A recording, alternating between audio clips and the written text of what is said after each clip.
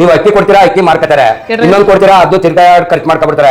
ಅಲ್ಲ ಸರ್, ಸರ್ಕಾರ ಅದು ಇದು ಅಂತ ಏನೇನೋ ಕೊಡುತ್ತೆ, ಆದ್ರೆ ಮಹಿಳೆಯರಿಗೂ ಉಪಯೋಗವನ್ನು ಆಗುವಂತ ಈ ದೇಸಿ ಪ್ರಾಜೆಕ್ಟ್ ನೋಡ್ದು ಒಂದು ವಾಷಿಂಗ್ ಮಿಷಿನ್ ಕೊಡಿಸ್ಬಿಟ್ರೆ ಇದು ಬದ್ದು ಉಪಯೋಗ ಆಗುತ್ತೆ. ಆ ಸರ್ಕಾರ ಮುಂದೆನೂ ಚೆನ್ನಾಗಿ ಬರುತ್ತೆ.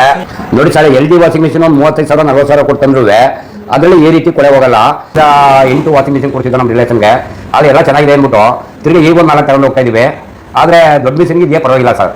ನಾವು ಕಂಪ್ನಿ ವಾಷಿಂಗ್ ಮಿಷಿನ್ ಎಲ್ಲ ನೋಡಿದೀವಿ, LG ಸ್ಯಾಮ್ಸಂಗ್ ಅದು ಎಲ್ಲರೂ 35,000-40,000 ಕೊಟ್ಟು ತಗೊಂತಾರೆ. ಏನಕ್ಕೂ ಪ್ರಯೋಜನ ಇಲ್ಲ. ಅದು ಮಾತ್ರ ಇದು ಒಂದೊಂದು 5,000 6,000 8 kg ಇರೋದ್ರಿಂದ ತುಂಬಾ ಉಪಯೋಗ ಆಗುತ್ತೆ. ಜಾಗನೂ ಚಿಕ್ಕದು ಹಿಡಿಯುತ್ತೆ.